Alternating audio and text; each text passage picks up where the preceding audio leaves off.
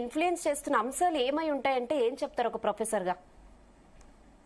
ఇప్పుడండి మనము రోజు ఏదో ఒక న్యూస్ తప్పకుండా చూస్తున్నాం ఈ క్షీణిస్తున్న మానవ సంబంధాల మీద. దీనికి ఒక రీజన్ అనడానికి లేదండి. Many reasons are coming together. ఒక్కటని కాకుండా మనం మన అలవాట్లే కానివ్వండి, మన మీద మీడియా ఎఫెక్టే కానివ్వండి, సోషల్ మీడియాలో మనం ఎక్కువగా యూజ్ చేస్తున్న విధానమే కానివ్వండి, అండ్ కంపారిజన్స్, మనుషుల మధ్య పెరుగుతున్న కంపారిజన్స్. సోషల్ మీడియాలో మంచి మంచి హ్యాపీగా ఉన్న సన్నివేశాలు, సంఘటనలు, సెలబ్రేషన్స్ ఎక్కువగా షేర్ చేసుకుంటారు. అంత మాత్రాన మిగతా వాళ్ళు ఏమనుకుంటారంటే వీళ్ళకి ఏ ప్రాబ్లమ్స్ లేవనుకుంటారు చూసేవాళ్ళు. బట్ వాళ్ళు ఇండివిజువల్ గా ఎట్లాంటి ప్రాబ్లమ్స్ ని గో త్రూ అవుతున్నారు ఏంటనేది వాళ్ళు ఎవరు సోషల్ మీడియాలో పెట్టరు. కానీ తర్వాత ఇట్లాంటి సంఘటనలు, సందర్భాలు బయటకు వచ్చినప్పుడు వాళ్ళు పర్సనల్ గా ఎంత టార్చర్ అనుభవిస్తున్నారు, ఎంత సఫర్ అవుతున్నారు అనే విషయాలు తెలుస్తాయి. సో మనకేంటంటే కనిపిస్తున్నది ఒకటి, రియాలిటీలో చాలా మంది అనుభవిస్తున్నది ఒకటి. అయితే ఇవన్నీ ఏమవుతుందంటే ఇవన్నీ తెలియని వ్యక్తులు ఏదో ఇంకొకరి జీవితం బాగుంది, మాకేదో డిస్సాటిస్ఫాక్షన్ ఉందని ఒక కైండ్ ఆఫ్ డిప్రెషన్ కి వెళ్ళిపోతున్నాయి. ఇప్పుడు మీరు స్టాటిస్టిక్స్ చూసినా కూడా చాలా మంది యంగ్స్టర్స్ ఎక్కువగా డిప్రెషన్ కి లోన్ అవుతున్నారు. మెంటల్ హెల్త్ ఇష్యూస్ పెరుగుతున్నాయి. ఇది యంగ్స్టర్స్ కే కాకుండా ఈవెన్ ఏజ్డ్ పీపుల్ కూడా అవుతుంది. Maybe because of mobile phone uses excess గా యూజ్ చేయడము, అండ్ ఆల్సో మీడియా ప్రొజెక్షన్. వాళ్ళు content whether you are talking about OTT platforms కానివ్వండి, లేదా మూవీస్ లో కానివ్వండి, చూపిస్తున్నటువంటి సంఘటనలు, సీరియల్స్ లో వస్తున్నటువంటి మానవ సంబంధాల మధ్య ఒక కైండ్ ఆఫ్ అనుమానాలు రేకెత్తించడం, ఇవన్నీ ఏంటంటే మనకి ఇప్పటి వరకు లేనటువంటి కొన్ని కొత్త కొత్త ఆలోచనలు తీసుకొస్తున్నాయి. అవి ఫైనల్ గా ఇటువంటి పరిస్థితులకి దారితీస్తుంది.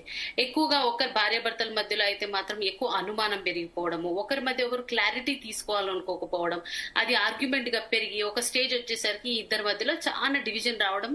ఆ డివిజన్ ఈ లెవెల్ కి వెళ్ళిపోతుందంటే చివరికి చంపేంత వరకు కూడా వెళ్తున్నారు. సో చంపడం అనేది ఇది ఎక్స్ట్రీమ్ లెవెల్. అక్కడ వరకు ఒక మనిషి వెళ్తున్నాడంటే అతనికి ఎంత మెంటల్ టార్చర్, ఎటువంటి పరిస్థితులను ఎదుర్కొని ఉంటారు. అండ్ ప్రేమించిన వ్యక్తి, జీవితాంతం ఉండాలనుకున్న వ్యక్తిని చంపుతున్నారంటే వాళ్ళు ఎటువంటి మెంటల్ స్టేజ్కి వెళ్తున్నారని కూడా మనం అనాలిసిస్ చేయాల్సిన సందర్భం ఇది. అండ్ ఇవి 1-2 కేసెస్ కాదు, ఫ్రీక్వెంట్ గా జరుగుతున్నాయి. ఒక వయస్సుతో సంబంధం లేకుండా, ఏజ్ తో సంబంధం లేకుండా, వాళ్ళ ఫైనాన్షియల్ కండిషన్స్ తో సంబంధం లేకుండా, రిచ్ కానివ్వండి, పూర్ కానివ్వండి, ఇప్పుడు బయటకు వస్తున్న సంఘటనలు బహుశా నాకు తెలిసి కొన్ని అయ్యుండొచ్చు. బట్ చాలా సంఘటనలు బయటికి రాకుండా కూడా ఉండిపోతున్నాయేమో తెలీదు. బట్ ఇంత వైలెంట్ పరిస్థితి వచ్చినప్పుడు మాత్రమే వాటిని హైలైట్ చేయడం అనేది కాకుండా జనాల్లో అవేర్నెస్ అనేది కూడా క్రియేట్ చేయాల్సిన అవసరం ఉంది. అండ్ ఈ మెంటల్ ఇష్యూస్ ని ఎవరో ఒకరు అడ్రస్ చేయాలి. వాటిని అలా పొడిగించుకుంటూ పోవడం వల్ల ఏమవుతుందంటే ఇటువంటి సంఘటనలు ఇంకా పెరగడం తప్పించి తరగడం అనేది జరగదు. ఫస్ట్ మెయిన్ కాజ్ వీటన్నిటికీ ఎక్కడంటే ఎఫెక్ట్ అవుతున్న హ్యూమన్ రిలేషన్షిప్స్ అసలు ఎలా ఎఫెక్ట్ అవుతున్నాయి, వాటిని ఎట్లా రెక్టిఫై చేయొచ్చు అనే అంశం మీద ఎక్కువ కాన్సన్ట్రేట్ చేస్తే ఎవరి ఫ్యామిలీకి వాళ్ళు అటువంటి ప్రికాషన్స్ తీసుకుంటేనే జరుగుతాయి. ఇప్పుడు న్యూక్లియర్ ఫ్యామిలీస్ అయిపోవడం కూడా ఒక డిసడ్వాంటేజ్ అయ్యింది మనకి. ఎవరి ఇళ్లలో ఏం జరుగుతుందో ఎవరికి తెలియదు. ఎవరి పాటికి వాళ్ళు ఆఫీసులు వెళ్తారు, తిరిగి వచ్చిన తర్వాత పిల్లల్ని చూసే వాళ్ళు ఉండరు, ఆఫీస్లోకి వెళ్ళిన వాళ్ళు ఏ టైంకి వస్తున్నారో తెలియట్లేదు. సో వీటన్నిటి వల్ల ఏమవుతుందంటే ఒక ప్రాపర్ ఫ్యామిలీ సిస్టమ్ అనేది దెబ్బతింటోంది. దీనికి తోడు మీడియా ఎక్స్పోజర్ లో అక్కడ వస్తున్నటువంటి సంఘటనలు, రోజు చూస్తున్నటువంటి కార్యక్రమాలు, ఇవన్నీ కూడా వాళ్ళ మీద ఒక ఇన్ఫ్లుయెన్స్ చేసి వాళ్ళు ఇటువంటి పరిస్థితికి రావడానికి కారణమవుతుంది. ఇటువంటి పరిస్థితి రావడమే కాకుండా దీనికి సంబంధించిన కాన్సిక్వెన్సెస్ ని కూడా హైలైట్ చేస్తే బహుశా ప్రాబ్లం ఏమైనా సాల్వ్ రావచ్చు. అనిత గారు, అంటే మీరు ఇప్పుడు ప్రొఫెసర్ గా ఉన్నారు అంటే అంటే ఒక్కొక్క క్లాస్ నుంచి స్టూడెంట్స్ మారుతూ ఉంటారు. సరే, ఒక 5 years బ్యాక్ స్టూడెంట్స్ కి ఇప్పుడు స్టూడెంట్స్ కి మీరు ఎలాంటి చేంజెస్ చూస్తున్నారు? అంటే స్పెషల్లీ అమ్మాయిల్లో కానీ అబ్బాయిల్లో కానీ వాళ్ళ బిహేవియరల్ చేంజెస్ కానీ, రెస్పెక్ట్ ఇవ్వడంలో కానీ, ఇలాంటి వాటిలో అయితే చేంజెస్ డెఫినెట్ గా ఉంటాయి. సో మీకు ఏమనిపిస్తుంది? మీ అనాలిసిస్ ఏంటి? అంటే నేను ఆల్మోస్ట్ 20 years నుంచి టీచింగ్ ప్రొఫెషన్ లో ఉన్నానండి. నేను టీచింగ్ ప్రొఫెషన్ స్టార్ట్ చేసినప్పుడు అంటే it also depends upon the brought up of the child. ఇప్పుడు మీరు బాగా rich family, class families, highly కొన్ని ఇంటర్నేషనల్ స్కూల్స్ ఇట్లాంటి వాటికి వెళ్తే మనకు ఆ పిల్లల కల్చర్, వాళ్ళ లైఫ్ స్టైల్ అదంతా వేరే ఉంటుంది. మీరు లేదంటే కొంచెం రూరల్ ఏరియాకి వెళ్తే అక్కడ లైఫ్ స్టైల్ వేరే ఉంటుంది. సో నేను అన్ని అన్ని సెట్స్ ఆఫ్ స్టూడెంట్స్ ని ఎక్స్పీరియన్స్ చేశాను. వాళ్ళ బ్యాక్గ్రౌండ్స్ ని బట్టి, వాళ్ళ విధానము, వాళ్ళ బ్రాటప్ బట్టి వాళ్ళు ఇచ్చే రెస్పెక్ట్ కూడా మారుతుంది. మనం ఈ క్లాస్ వాళ్ళు ఇలా చేస్తారు, ఆ క్లాస్ వాళ్ళు అలా చేస్తారు అనడానికి లేదు. బేసిక్ గా వాళ్ళు ఎలాంటి బ్రాటప్ నుంచి వస్తారనేది ఉంటుంది.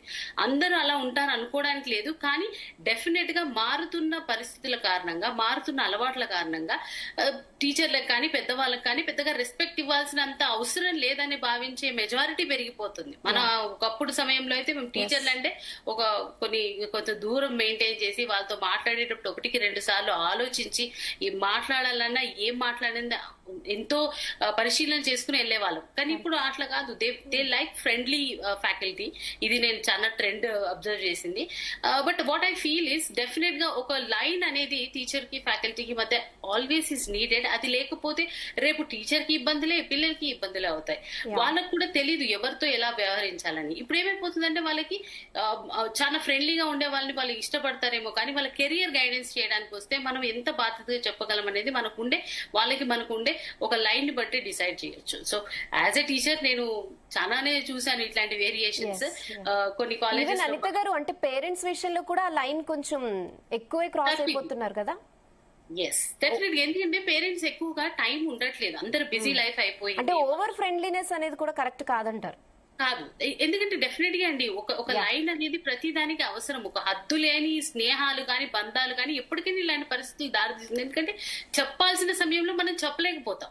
అంత ఫ్రీడమ్ ఇచ్చేయడం వల్ల మనం చెప్పినా వాళ్ళ నెతికి ఎక్కదు. వాళ్ళు ఏంటంటే ఇన్ని రోజులు ఎలా చెప్పావు, ఇప్పుడేంటి ఇలా మారుస్తున్నావు అని క్వశ్చన్ వాళ్ళు తిరిగి మనం చేసినప్పుడు యాజ్ ఏ పేరెంట్ గానీ టీచర్ గానీ మన దగ్గర సమాధానం ఉండదు. నేను ఆ లైన్ అనేది ఎందుకు ఇంపార్టెంట్ అంటే ఇట్లాంటి పరిస్థితులు జరిగినప్పుడు మనం ఎక్కడ నిలబడుతున్నాం అనేది మనం చూసుకోవడానికి ఒక క్వశ్చన్ మార్క్ అవుతుంది. ఓకే అనిత గారు. ఎస్, ఉషశ్రీ గారు నమస్తే అండి. సోషల్ యాక్టివిస్ట్ గా చేస్తున్నారు. నమస్తే అండి. ఉషశ్రీ గారు, రెహానా చెప్పండి. ఇప్పుడు జనరల్ గా గృహహింస అనేది ఒక లేడీ అనేది డెఫినెట్ గా అబ్జర్వ్ చేస్తుంది. అంటే కొంచెం టైం తర్వాత ఆమెకు తెలుస్తుంది ఇక్కడ నేను ఇబ్బంది పడుతున్నాను అనేది. సో ఫస్ట్ ఆమె పేరెంట్స్ కి చెప్తుంది, ఫ్యామిలీ మెంబర్స్ కు ఎవరో ఒకరికి చెప్తుంది. ఇప్పుడు నిజంగానే పేరెంట్స్ కి తెలియకుండా అయితే ఈ ఘటనలు అన్ని జరిగాయని నేను అనుకోవట్లేదు.